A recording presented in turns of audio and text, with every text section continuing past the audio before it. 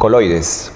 En el caso de coloides, ya conocemos, ¿no?, según la tabla que hemos visto hace unos minutos, la característica de un coloide resalta de que las partículas no van a sedimentar, ¿no?, como sí en las suspensiones. Son partículas de tamaño intermedio entre una solución y una suspensión, eso no te olvides. Bueno, hablar de coloides implica hablar de una gama de coloides, ¿no? Dentro de una clasificación se puede hablar inclusive de hasta 8 tipos de coloides según el estado físico de la fase dispersante que gobierna, ¿no? Generalmente debemos tener en cuenta que la fase dispersante es la que define el estado físico final de una mezcla.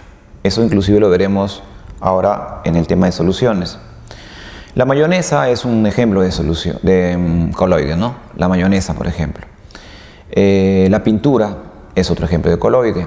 La piedra pómez también es un tipo de coloide, ¿no? Y la sangre, ¿por qué no? Bueno, puse a la sangre como un ejemplo para que un poco entendamos lo siguiente.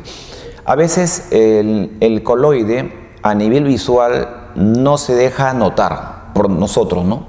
Ya que tenemos lamentablemente un rango de acción para poder ver partículas pequeñas, pero más pequeñas quizás no lo podemos ver, ¿no? Ni siquiera con los lentes o con lupas, ¿no? Entonces aparentemente los coloides nos pueden parecer mezclas homogéneas, ¿no? Yo te dije pintura, por ejemplo, te dije mayonesa, ¿no? Aparentemente son mezclas homogéneas, inclusive podemos confundirnos con soluciones. Pero hay dos formas de cómo darnos cuenta. Uno es que utilicemos instrumentos de aumento, una lupa, un microscopio. Y justamente aquí tenemos el caso de la sangre, ¿no? La sangre, por ejemplo, acá tenemos una arteria, ¿no?, circulando ya los glóbulos, plaquetas, ¿no?, eritrocitos, glucosa, plasma, ¿no? Tú sabes que la sangre contiene muchas sustancias de interés. Y estas cosas que tú ves acá se pueden ver al microscopio. Entonces, el hecho de que tú puedas distinguir, ¿no?, glóbulos, plaquetas, ¿no?, a través del microscopio, nos permite decir que no es homogéneo. ¿Te das cuenta? Entonces, con el aumento podemos diferenciar que esa mezcla es heterogénea. Por lo tanto, la sangre es un sistema coloidal, ¿no? Bueno, acá está ya la separación, ¿no?, como lo comentamos también, mediante la centrifugación, ¿no? Se separa el plasma, lo que viene a ser plaquetas, células blancas, y lo que viene a ser los glóbulos rojos, ¿no? Bueno, acá hay un dato, ¿no?, referente, ¿no?, que una gotita de sangre, para que te asombres, contiene cerca de 5 millones de glóbulos rojos. 5 millones, miren, una gotita de sangre. Entre 5.000 y 10.000 glóbulos blancos y de 250.000 plaquetas, ¿no? Para que te sepas de que el mundo es pequeñito pero numeroso, ¿no? Y eso recae en los coloides. Cuando uno analiza las partículas coloidales, vamos a ver que tienen ciertas características, ¿no? Por ejemplo, aquí vemos en esta imagen una pequeña porción de plata coloidal, ¿no? Plata coloidal. Acá se le llama plata coloidal hidrofílica. Hidrofílica. Fílica significa que tienen feeling, afinidad. Hidro, agua. Y como puedes observar, las moléculas de agua están acercándose hacia este grupo de átomos de plata. Ese grupo de átomos de plata es grande. No es que sea un átomo que esté solo ahí, sino son varios átomos de plata que están unidos mediante un enlace metálico. Esta partícula es una partícula coloidal. Como te darás cuenta, una partícula coloidal es mucho más grande que las moléculas pequeñitas. Esta es una imagen que es una imagen ideal porque supuestamente estamos mirando a las moléculas de agua, cosa que no se puede observar, ¿no? Pero al menos te representa de manera relativa el tamaño de una partícula con las moléculas de agua. Lo curioso es lo que acá menciona, ¿no?, que el área de la superficie de los coloides está electrizada, o sea que presenta una carga neta, ya sea perdón, positiva o negativa. La plata, como es un metal, los metales tienen estado de oxidación positivo, ¿no? La plata tiene estado de oxidación +1, por ejemplo. Entonces, como es positivo, el positivo se atrae con el negativo. Entonces, que el agua tiene carga negativa, ¿no? Entonces, el negativo con el positivo se están uniendo, ¿sí? Bien, eso sería una característica, repito, de las partículas coloidales. Otro aspecto importante es que las partículas coloidales están estables, ¿no? Y eso se debe a la interacción que existe entre justamente una partícula coloidal con el área externa, ¿no? Hay fuerzas de repulsión y atracción. Luego vamos a ver que esta característica es parte de una propiedad que se va a llamar el movimiento browniano. Y eso lo vamos a ver también dentro de poco. Entonces, son estables porque van a subsistir debido a la fuerza de repulsión que existe entre ellas, ¿no? O sea, superficies positivas entre ellas se van a repeler, ¿no?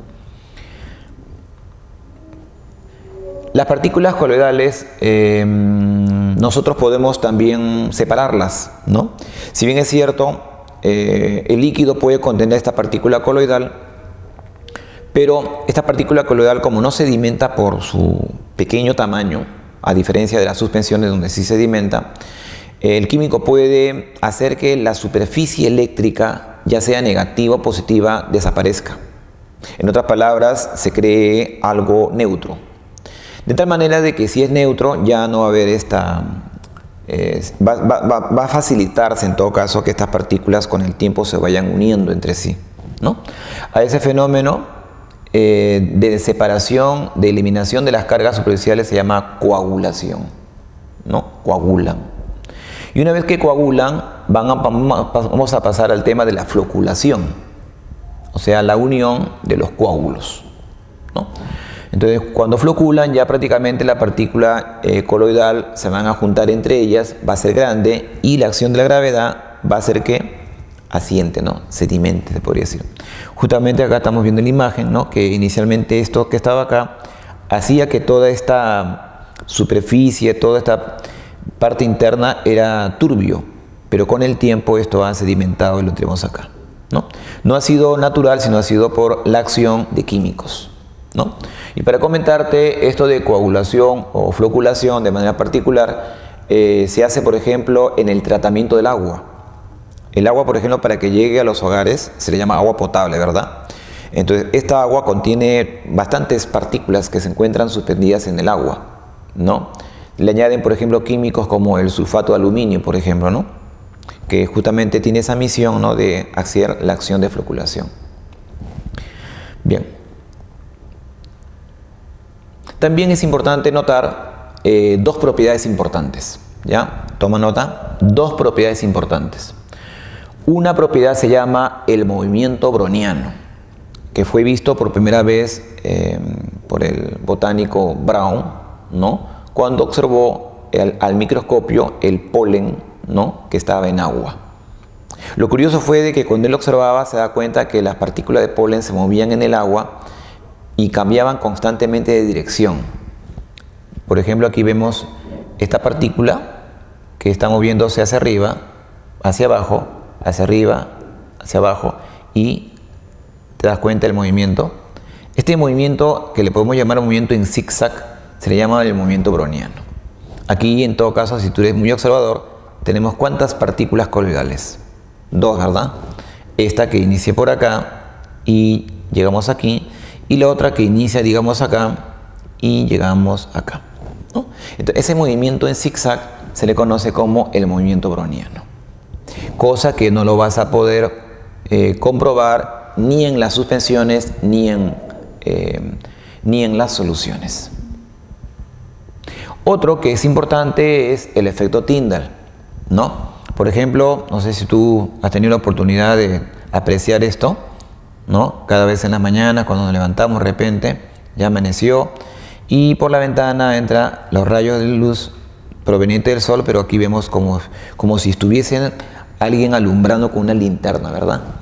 Ya, este efecto, este fenómeno óptico se llama el efecto Tyndall. Y este efecto Tyndall nos permite a nosotros poder diferenciar a una solución de un coloide. En la solución no hay efecto Tyndall. En el coloide sí hay efecto Tyndall.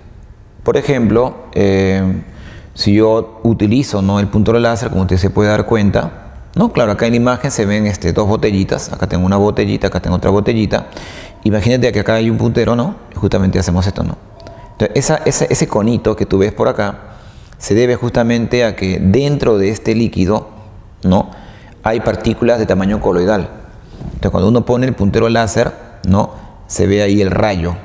El rayo viene a ser justamente esto que ves así en color medio celestito, azulito, es el rayo, ¿no? Claro, aquí hay más dispersión y aquí hay menos dispersión. Eso depende de la cantidad de partículas coloidales que están presentes acá o presentes acá. Si tú no ves el rayo, significa que se trata de una solución. Pero si tú ves el rayito, se trata de un coloide, ¿no? Inclusive tú en tu casa puedes experimentarlo, ¿no? El rayo se hace más fino dependiendo del rayo láser o dependiendo de la luz que tú utilices, ¿no? Alguien puede decir, profesor, con una linterna también, pero en el caso de una linterna la intensidad de la luz es menor a la intensidad de un puntero láser, por ejemplo. Entonces, si vamos a teoría de colores, por ejemplo, el violeta y el azul tienen más intensidad, tienen menos longitud de onda, y eso te permite que tú el rayo lo visualices con más facilidad, ¿ya? Eso como un dato adicional. Ahora viene lo importante. Cuando el botánico Brown observó de casualidad esto, él se preguntaba qué era aquello que permitía que el cuerpo estuviese cambiando de dirección. Bueno, él en realidad no pudo explicarlo. Sin embargo, el científico Albert Einstein, en el año 1905, él demuestra matemáticamente que el cambio de dirección de las partículas coloidales que se mueven en zigzag se debe a los choques que experimentan estas partículas con las moléculas del medio dispersante. En el caso del polen en agua, sería con las moléculas de agua. Y eso fue demostrado científicamente por el señor Albert Einstein. Para comprobar o darle una pequeña explicación a estas propiedades, en el caso del movimiento browniano, por ejemplo, en la siguiente imagen, nos ilustra justamente la diferencia de tamaño, ¿no? Usted puede observar aquí que las partículas que están en celeste, ¿no?, respecto del fondo blanco, acá hay unas partículas que hemos pintado en amarillo, más pequeñas que esta de acá, simbolizan a las moléculas o a los átomos o a los iones que estén presentes como medio dispersante. Y aquellas que son grandes representan a las partículas coloidales. Como te comentaba, Einstein logra demostrar matemáticamente la existencia de átomos y moléculas, que son las responsables de colisionar con estas partículas y hacer que cambien su dirección, ¿no? Eso sería respecto al movimiento browniano. En el caso del efecto Tyndall, la explicación sería la siguiente. Aquí observamos una especie de linterna, un puntero láser como el que tengo yo acá en mi mano, y las líneas que tú ves aquí simbolizan justamente el rayo, ¿no?, el rayo de luz. Aquí vemos partículas pequeñitas, muy chiquititas, que son las partículas de la fase dispersante, ¿no? Pero acá hay partículas grandes que simbolizan a la partícula coloidal, como te das cuenta. Las pequeñitas son átomos, iones o moléculas, y las grandes vienen a ser ya las partículas coloidales, que también se le puede llamar micelas. ¿Qué pasa? El rayo de luz debe ir de frente, ¿sí o no? Pero apenas choca, no sé si tú observas aquí una partícula coloidal, choca y rebota, ¿no? Eso se llama fenómeno de reflexión, ¿no? Es algo similar cuando a nosotros de repente, ¿no?, nos alumbra con una linterna. Yo tengo un espejo y hago esto y la luz va para allá, ¿sí? Algo similar ocurre acá, solo que los espejitos serían las partículas coloidales. Entonces, de esta manera estamos explicando por qué razón se forma el rayito. Esto lo puedes hacer tú en tu casa, ¿no? Te puedes comprar un puntero láser y en tu casa tenemos bastantes cosas. Por ejemplo, puedes utilizar agua de caño, agua con cocoa, hasta un poco de orina, podría ser también que lo utilices, gelatina, un poco de leche, una gaseosa, y lo haces pasar con el puntero láser. Y te vas a dar cuenta que en algunos casos se ve el rayito y en otros casos de repente se ve menos y en otros casos no se ve. Recuerda que si no se ve, se trata de una solución. Bien, a continuación vamos a hacerlo aquí en este momento para que tú observes. Vamos a tener un recipiente que contiene agua de caño y el otro que tiene una mezcla coloidal. A ver si notas tú la diferencia. Vamos a comenzar con una mezcla heterogénea. Si usted puede observar, el color del líquido no es transparente, ¿no? No es transparente, se podría decir translúcido. Se ve medio oscurito. Vamos a ver con el puntero láser a ver qué pasa. Observe. ¿Se da cuenta? Hay un rayo verde, ¿se da cuenta? Ese rayo verde se forma debido a que las partículas se encuentran dispersas en este líquido, que es agua destilada. Conforme las partículas van cayendo, como tú puedes darte cuenta, el sólido hasta que se incrementa su masa, es porque las partículas están cayendo. Si están cayendo significa que las partículas están en tamaño de una suspensión. Pero si el rayo continúa, significa que el agua sigue teniendo partículas coloidales. Las que han caído son partículas de tamaño más grande y las que todavía no caen, están suspendidas, están facilitando el efecto Tyndall, como usted se puede dar cuenta. Tenemos aquí un matraz con una cantidad de agua de caño. Como te decía, usted puede hacer este pequeño experimento y con otras cosas más, ¿no? A ver, observe el efecto Tyndall, si es que hay o no. ¿Se da cuenta? A ver, no sé si se aprecia una ligera rayito, no se ve ahí.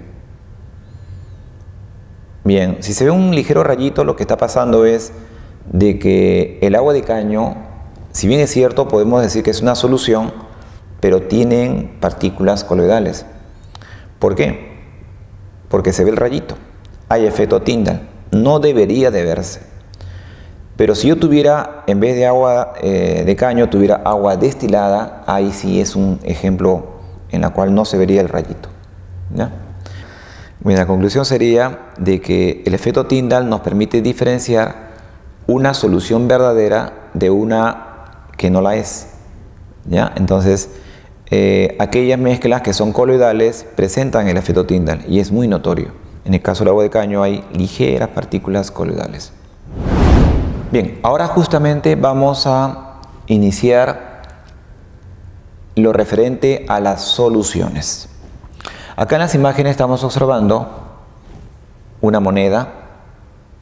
Estamos observando 3 vasos de precipitado con líquido de diferente color. Y acá vemos un balón, ¿no? Un balón de gas doméstico. Claro, la pregunta sería, profesor, dígame dónde está la solución, porque yo me imaginaba este caso con un vasito, ¿no? Pero también hay soluciones sólidas y soluciones gaseosas. En el caso de las soluciones, en general, si tú recuerdas, esta tablita ya la hemos explicado. Solamente aquí te pongo un ejemplo, el aire. Claro, el aire puro, hay que ser bien precisos, porque tú sabes muy bien que hoy en día el aire está contaminado, ¿no? Si el aire está contaminado, hay partículas, ¿no?, extrañas a estos componentes. El aire se considera puro cuando tiene puros gases: nitrógeno, oxígeno, argón. Estos 3 principales elementos gaseosos son los más abundantes en el aire puro. Pero el aire puro contiene también anhídrido carbónico, hidrógeno, gases nobles como neón, como helio, como criptón, ¿no?, y otros componentes más. Inclusive está el agua también, en forma de vapor. Entonces nos damos cuenta que en una solución las partículas son invisibles, son muy pequeñas. ¿Por qué? Porque son del orden de las moléculas o de los átomos. Incluso veremos otros ejemplos en la cual también se presentan iones, que son muy pequeñitos y diminutos. Y eso es invisible inclusive al microscopio. Entonces, cuando es una solución, la pregunta sería, ¿hay efecto Tyndall? No. ¿Y por qué no? Porque el rayo de luz prácticamente atraviesa con facilidad las moléculas. Las moléculas no son tan grandecitas para hacer el efecto de la reflexión. En una solución no hay en todo caso el efecto Tyndall. La pregunta que te hago es la siguiente. ¿Qué tipo de unidades estructurales forman parte de las siguientes dispersiones? Cuando digo unidad estructural me refiero si son átomos, si son moléculas o si son iones.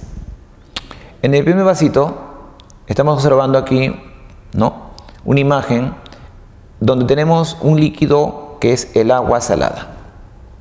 En la otra imagen tenemos aquí materiales de ingeniería, ¿no? Tenemos aquí aleaciones metálicas, tal como el acero. En el caso del agua salada, tú me dirás, esa pregunta, qué fácil, profesor, tiene agua con sal. Pero recuerda que si la sal es la sal de mesa, no es en realidad el cloruro de sodio, contiene muchos componentes más. Veamos. En el caso del agua salada, el componente principal, el más abundante, es el agua, pero también contiene cloruro de sodio. Pero ¿qué pasó con el cloro con el sodio que estaban formando parte de un grupo, de una pareja, de un compuesto? Están separados. Lo que ha pasado es que el agua los ha disociado, o sea, ha separado el catión sodio del anión cloruro. De igual manera, la sal era yodada, contenía yodo con sodio, o sea, yoduro de sodio. Pero ¿qué hizo el agua? El agua lo separó. ¿Te das cuenta? También contiene cloruro de magnesio, el magnesio separado del cloruro, ¿no? Y como te darás cuenta, acá hay muchos iones que están formando parte de esta mezcla llamada el agua salada. El agua salada es una solución líquida. Es una solución debido a que contiene unidades estructurales que son prácticamente invisibles. Estas unidades vienen a ser los iones y las moléculas. En el caso del acero, el acero contiene átomos. Átomo de hierro es el principal elemento y también tiene otros elementos que dependen del tipo de acero. Siempre se nos ha escuchado decir el acero tiene hierro más carbono, ¿verdad? Pero en realidad no existe un acero que tenga únicamente hierro y carbono. En otras palabras, los aceros contienen hierro, carbono y otros elementos que lo acompañan. Por ejemplo, contiene hierro, contiene carbono, contiene cromo, manganeso, níquel, silicio, etc. La pregunta sería, profesor, ¿siempre van a haber el cromo, el manganeso, el níquel? La respuesta va a ser depende. Si es un acero inoxidable, debe de tener obligatoriamente cromo y níquel, principalmente. Y el cromo debe estar en una abundancia mayor al 10.5%. O sea, es una cantidad apreciable de cromo, ¿no? Pero no te olvides que el principal elemento es el hierro, es el más abundante.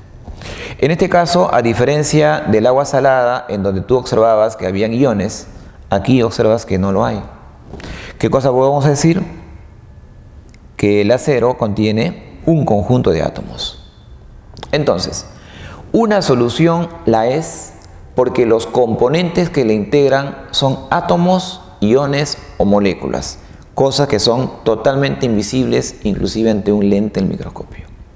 Componentes de una solución. Los componentes de una solución nos van a hacer recordar un poquito a los componentes de una dispersión. Si tú recuerdas, habíamos dicho que había una sustancia dispersa y una sustancia dispersante, ¿no? Aquí vamos a hacer una analogía. Tenemos, por ejemplo, una solución que contiene peróxido de hidrógeno disuelto en el agua. Esta mezcla se conoce como el agua oxigenada. ¿Quién será la sustancia dispersa y quién será la sustancia dispersante? Bueno, vamos a hacer un ligero cambio en denominaciones. A la sustancia dispersa vamos a llamarla de ahora en adelante el soluto. Soluto viene de suelto, el que está disperso. Y vamos a abreviarlo con las letras STO. A la sustancia dispersante vamos a llamarla el solvente, también llamado el disolvente, cuando la solución es líquida, de manera particular. Y se le abrevia con STE. Entonces vamos a decir que los componentes de toda solución son el soluto y el solvente. ¿Está correcto?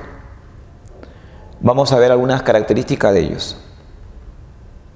Por lo general, el soluto está presente en menor proporción, en menor cantidad, de repente tú podrías decir. La importancia del soluto, esto es vital, la importancia del soluto es que te define la concentración de la mezcla llamada solución. Eso lo veremos después. Más o menos para darte una idea. Si yo tengo una mezcla de agua con sal, imagínate tú un vasito con 100 mililitros de agua y le echas un gramito de sal, lo vas a mover y la sal se va a disolver, ¿verdad? Usted va a probar un poquito del agua salada y se da cuenta que lógicamente el sabor está ahí presente.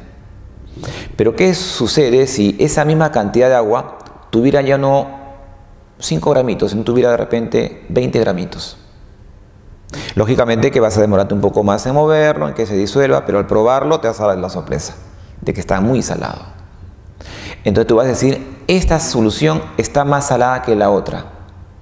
Esa apreciación es una apreciación tuya, es subjetiva.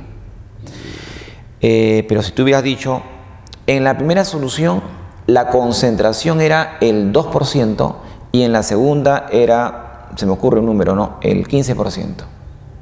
Esos números 2 y 15 te indican concentración. En otras palabras, vamos a cuantificar la solución más adelante. Y una manera sería utilizando el porcentaje en masa del soluto como parte de la solución.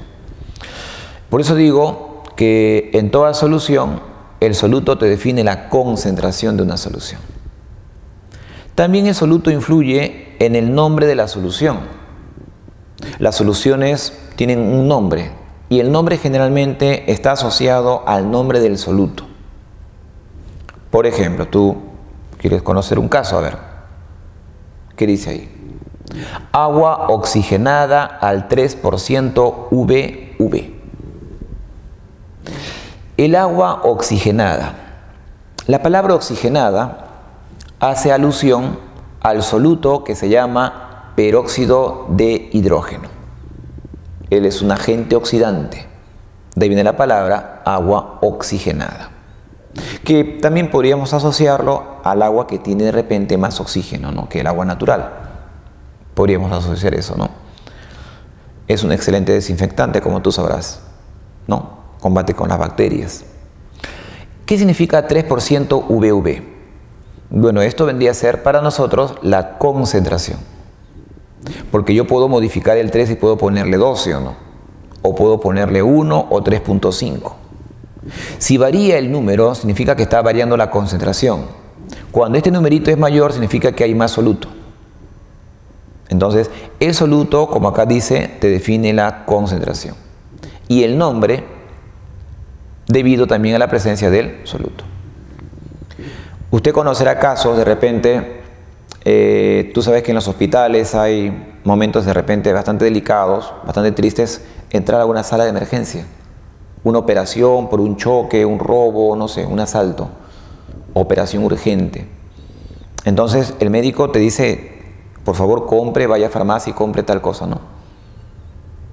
Usted va a farmacia y de repente le da la receta, no se entiende muy bien de repente la letra, y al final te trae bastantes cosas y te trae 2 botellas, 2 frascos de suero. Usted como curioso se pone a observar, dice, ¿dónde dice suero? Y no va a encontrar la palabra suero. Va a decir, por ejemplo, solución de dextrosa al 20%. Usted dirá, ¿que eso es el suero? Sí. Cuando yo digo solución de dextrosa, el término dextrosa hace alusión a un componente del suero fisiológico que se llama la glucosa, por ejemplo. Y si dije 20% en peso, eso viene a ser la concentración.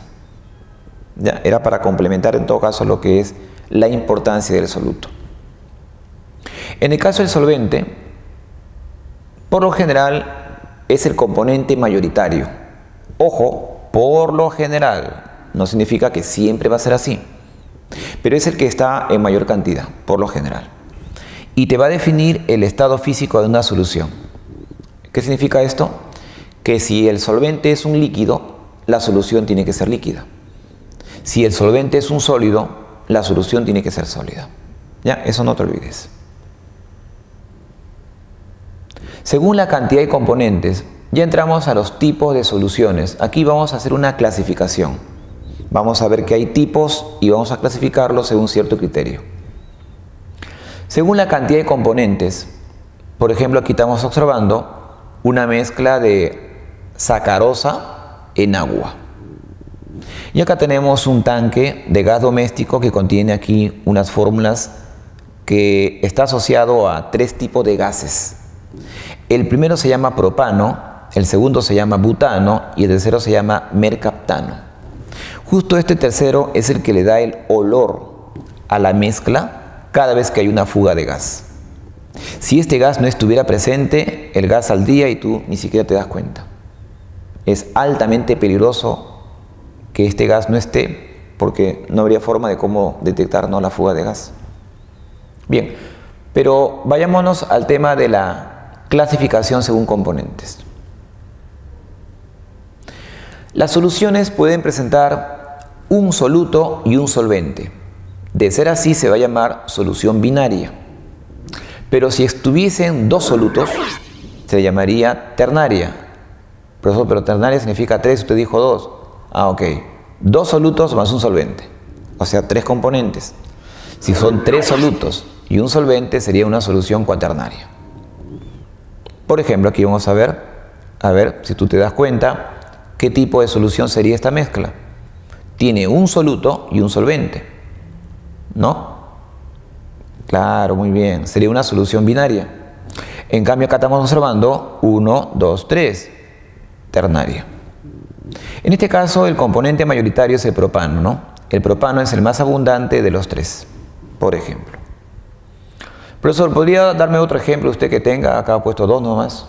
Bueno, podemos mencionar, por ejemplo, agua con sal sería binaria, pero si yo tengo agua con sal y con azúcar sería, en todo caso, ternaria, ¿no? Y puedes tú ahí poner más ejemplos. Claro, cuando dije sal y azúcar, hay que tener en cuenta que considero a la sal y el azúcar como puro. Porque si digo sal de mesa, estoy poniendo bastantes componentes, ¿te das cuenta? No olvidarse de eso. Según el estado físico, acá tenemos una tablita que nos va a ayudar bastante. El soluto puede ser un sólido, la letra E significa sólido, puede ser un líquido o puede ser un gas. El soluto va a estar disperso en el solvente, que puede ser un sólido, un líquido o un gas. Recuerda que hemos dicho que el solvente te define el estado físico de la solución. O sea que si el solvente es un sólido, ¿cómo será la solución? Sólida, ¿no? Si el solvente es un líquido, la solución será líquida. El que sí puede cambiar es el soluto. Por esa razón, si tú te cuentas, tenemos un total de 9 clases, 9 tipos de soluciones según el estado físico. Vamos a comenzar con las sólidas. Solución sólida significa que el cuerpo es un sólido homogéneo. Las aleaciones metálicas son ejemplos de soluciones sólidas. Y acá tenemos, por ejemplo, el bronce, que es una aleación que contiene cobre con estaño, en algunos casos también contiene zinc, latón, que contiene cobre con zinc, el mismo acero, que contiene hierro, carbono, manganeso, silicio, fósforo, ¿no? Varios componentes, pero el todo es un sólido. La amalgama dental, en este caso sería líquido en sólido, ¿no? Una amalgama dental es un sólido que hace mucho tiempo los odontólogos lo utilizaban para hacer curación de diente o de muela. Hoy en día lo han cambiado por cerámico, ¿no? Más estético y también por el temor del mercurio, ¿no? Pero hay personas que todavía siguen teniendo una amalgama, ¿no?, por ejemplo, de curación. Es un sólido negrito, oscurito. Esta amalgama ha sido preparada con un líquido. Ese líquido es el mercurio. Y una mezcla, un polvito que está constituido de metales como la plata, como el estaño, ¿no? Y también puede estar presente el platino, ¿no?, como otro elemento metálico. Ese polvito se ha mezclado con el mercurio y se ha formado una masa que luego de un tiempo se endurece, ¿no? Se endurece y prácticamente va a quedar por mucho tiempo en el diente del paciente. Entonces, en este caso, el mercurio, que sería el líquido, sería el soluto, y los elementos metálicos como la plata que te dije serían los solventes, ¿no? Sería el más abundante. Gas en sólido. Por ejemplo, acá dice oclusión de hidrógeno en paladio. El paladio es un metal. Es un metal que sus átomos son grandes, relativamente grandes, y dentro de los átomos de paladio puede ingresar el hidrógeno, que es el átomo más pequeñito que hay. Cuando el hidrógeno se mete y se mezcla con el paladio, a esta mezcla se le llama la oclusión, que es un tipo de solución sólida. Pasemos a las soluciones líquidas. Esto de repente te es familiar. Salmuera, ¿no? De repente estás diciéndome agua con sal, ¿verdad? Es cierto. Pero algo que también es importante. No toda mezcla de agua con sal es salmuera. Para que se llame salmuera, tiene que ser una mezcla concentrada, una solución concentrada en sal. El alcohol yodado también es un tipo de solución líquida. Tiene agua, tiene alcohol, tiene yoduro de potasio, por ejemplo, ¿no? Vendría a ser otro ejemplo de sólido, el yodo, en líquido, que es el alcohol, y también el agua está presente. El suero fisiológico contiene como sólidos a la glucosa y agua y otros componentes salinos también de importancia. El vino contiene alcohol. El alcohol es un líquido que estaría haciendo el papel del soluto, y este líquido está disuelto en el agua, que sería el solvente. Pero claro, el vino contiene también otros tipos de componentes, ¿no? El vinagre contiene ácido acético, que es un líquido disuelto en el agua. El agua oxigenada contiene peróxido de hidrógeno disuelto en agua, ¿no? Soluciones líquidas, pero de soluto gaseoso. Por ejemplo, agua carbonatada. Las aguas carbonatadas forman parte del champán, por ejemplo, forma parte de las gaseosas, de las sodas, ¿no? Contiene anhídrido carbónico disuelto en agua. Agua con azúcar en todo caso, ¿no? Dependiendo lógicamente el líquido que tengas. Oxígeno en agua, importante esta parte. Si el agua no tuviera oxígeno disuelto, no habría vida acuática, ¿no? Tú tienes una pecera, de repente has visto que hay peceras en donde hay oxígeno que está disuelto en el agua. El agua sería el solvente y el oxígeno sería el soluto gaseoso. Y para terminar, sólido en gas, líquido en gas y gas en gas, ¿no? Por ejemplo, un sólido sería yodo molecular en aire. Moléculas invisibles mezcladas con el aire. Aire húmedo sería los componentes del aire seco, pero con agua como componente diferenciador del aire seco, ¿no? Entonces serían los ejemplos de las soluciones según el estado físico. Para complementar la clasificación según el estado físico, acá te he traído algunos ejemplos, ¿no? Caseros, que tú lo has visto, lo has escuchado en todo caso. Una moneda, otra moneda. Son monedas de circulación actualmente. Ambas monedas están hechas de aleaciones. Y como te dije hace un momento, las aleaciones metálicas son soluciones sólidas. Acá tenemos el alcohol yodado, que en medicina se utiliza para desinfectar, ¿no? Antes, por ejemplo, de una operación, ¿no? Siempre se hace una limpieza con alcohol yodado. Y el alcohol yodado, lógicamente, que es un líquido. Y acá tenemos un balón que contiene acá a una mezcla de gases. Entonces tenemos tres tipos de soluciones: sólidas, líquida y gas. Veamos los componentes. Las monedas de 5 soles y las monedas de 2 soles, si tú te das cuenta, tienen dos colores, ¿no? El color externo hace mención al acero inoxidable. El acero inoxidable contiene los componentes del acero, que son hierro y carbono, pero contiene níquel y cromo como elementos que evitan que esta parte se oxide. Ya cuando conozcas un poco de corrosión me vas a entender que son elementos que hacen pasiva la interacción con el oxígeno. Se le llama la zona pasivante. Se forma un óxido de cromo, óxido de níquel, que evitan que el oxígeno del aire oxide y deteriore esta porción, ¿no? de acero, cuyo elemento débil, ¿no? El que se estaría oxidando sería el hierro, ¿no? Pero el óxido evita que se oxide este metal. También tiene una parte amarilla. Esta parte amarilla es un cupro aluminio.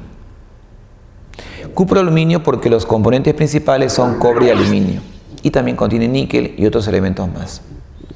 A veces, por desconocimiento, decimos o escuchamos hablar a la gente que esto es latón, ¿no? Porque el latón también tiene un color similar, ¿no? Pero el latón contiene cobre con zinc. Así que hay una pequeña diferencia a nivel de la metalografía de los metales. Esta monedita de un sol, que son las monedas de colección, acá en nuestro país, estas monedas están hechas de una aleación llamada la alpaca. Se le llama la alpaca la aleación. Y la alpaca contiene cobre, zinc y níquel. Cobre es el componente mayoritario, estaría haciendo la labor de solvente, y estos minoritarios el papel de solutos. Un comentario adicional antes de pasar a la solución líquida. Usted se dará cuenta que de los componentes de las aleaciones hay uno que está presente en los dos. Claro, alguien me podría decir el níquel, profe, acá hay níquel y acá hay níquel, ¿no? Así es. Pero el níquel no es mayoritario. En cambio el cobre sí, mira, acá hay cobre y aquí hay cobre. ¿Ya? Generalmente el elemento mayoritario es el que primero va, ¿no? Por ejemplo, en el acero, ¿quién es? El hierro, ¿te das cuenta? Bueno, te comento algo que es importante. El cobre es un elemento bactericida. Por eso todas las monedas tienen cobre. ¿Por qué? Porque como va de mano en mano, entonces la bacteria que puede estar de una mano, ¿no? Con mucha bacteria y te lo da a ti de repente y tú lo coges, te llenaría de bacteria tu mano, ¿no? Sin embargo, el cobre presente en menos de un minuto comienza a matar las bacterias. Entonces, de esa manera, el cobre está utilizándose en las monedas de circulación. Para complementarte también, te diré que a nivel de Sudamérica, Chile, como primer productor de cobre, ha hecho que sus hospitales tengan la mayor cantidad de aleaciones con cobre. ¿Por qué? Porque ellos han comprobado que la mayor cantidad de muerte es por infección intrahospitalaria. Con el cobre esto está disminuyendo justamente por el poder bactericida del cobre. Pasemos al alcohol yodado. En el alcohol yodado, por ejemplo, contienen los siguientes componentes: alcohol etílico, yodo molecular, yoduro de potasio y agua. El componente mayoritario es el alcohol, 70% de alcohol. El contenido de yodo, un promedio 2%, ¿no? La acción desinfectante del yodo es muy importante. En este caso te hemos traído una mezcla que también se utiliza en los hospitales, ¿no? A veces hay problemas con la respiración, o de repente en la altura, ¿no? Nos da soroche, o de repente hay un accidente en el cual no podemos respirar.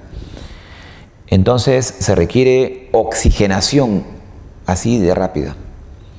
Existe una solución cuyo nombre se llama heliox. Heliox implica presencia de helio con oxígeno. Tanto el helio y el oxígeno son dos gases. El helio está en mayor cantidad y el oxígeno en menor cantidad.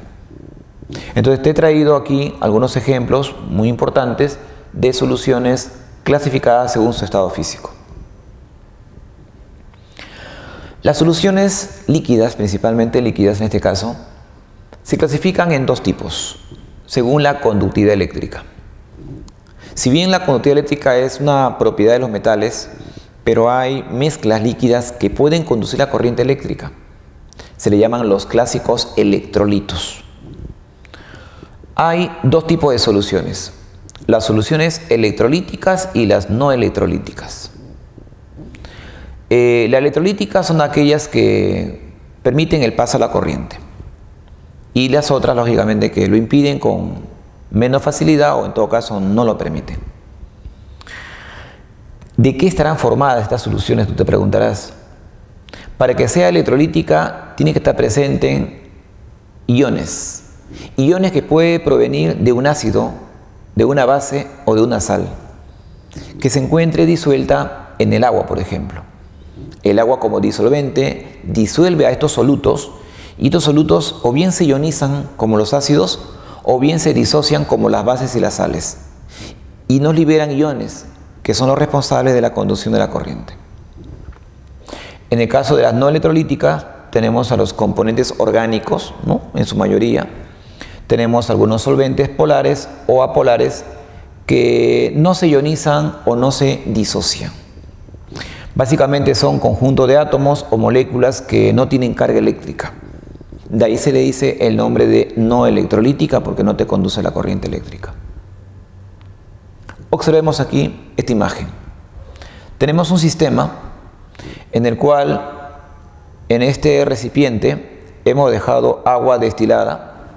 Acá tenemos dos barritas de grafito, que es un conductor de la corriente, y estamos observando que el foquito permanece apagado. Acá tengo el interruptor, está cerrado, circuito cerrado, acá tenemos una fuente de voltaje, pero está apagado el foquito. Significa que el agua destilada es mala conductora de la corriente. Y si el agua tuviera azúcar, tampoco estaría conduciendo la corriente. El agua azucarada es mala conductora de la corriente. Podríamos decir que en todo caso es una solución no electrolítica. Pero hagamos lo siguiente.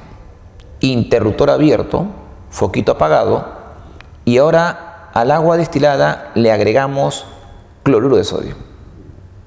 El cloruro de sodio se disuelve en el agua y se disocia en cationes sodio y aniones cloruro. Estos iones van a aportar carga eléctrica y van a hacer que el circuito sea cerrado y por lo tanto se prende el foquito. Observa lo que pasa.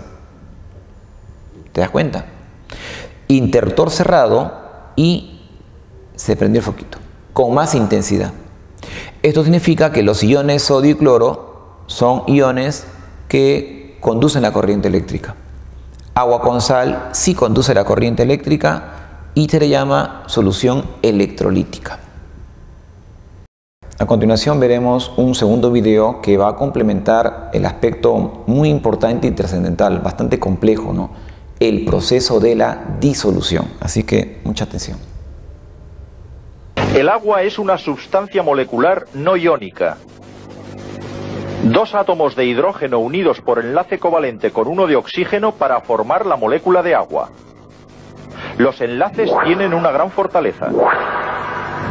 La molécula es electrostáticamente neutra, pero extremadamente polar. Debido a una distribución desigual de electrones en la molécula, la parte del oxígeno tiene una carga negativa residual y al lado del hidrógeno una carga positiva residual. El líquido agua está formado por grandes cantidades de estas moléculas polares unidas por fuerzas electrostáticas de atracción entre los polos positivo y negativo. Estas conexiones son fácilmente rotas y vueltas a formar, dando a las moléculas de agua una gran movilidad en su fase líquida. Así tenemos dos sustancias con partes cargadas, agua formada por moléculas polares y sal formada por iones cargados. Y las mezclamos. Todo lo que podemos ver es la aparente desaparición de la sal. Pero esta desaparición ha sido causada por profundos cambios en su estructura básica. A continuación estamos observando cómo las moléculas de agua están atrayendo a los aniones cloruro. Esta atracción es tan fuerte que se rompe la unión inicial que era entre el sodio y el cloro, que era una fuerza enlace iónico. Es tan fuerte esta atracción que con el tiempo el cristalito va a quedar degradado de tamaño hasta convertirse en iones, ¿no? Este fenómeno se denomina solvatación iónica. Es un fenómeno muy importante porque nos permite que la sal en el agua conduzca la corriente. Acá estamos observando cómo finalmente quedan los aniones cloruro y sodio atraídos por las aguas. Aquí estamos observando cómo una pequeña cantidad de sal es degradada de tamaño, se disuelve y la concentración en la gotita en cualquier punto de la misma va a ser constante. Una pregunta sería, ¿y qué pasaría con el azúcar? En el caso del azúcar ocurre un fenómeno distinto, ya que el azúcar está constituido de moléculas, no de iones. Por lo tanto, el fenómeno se va a llamar solvatación molecular, que finalmente va a quedar, como ustedes están observando, los cristalitos van a reducirse al orden de las moléculas.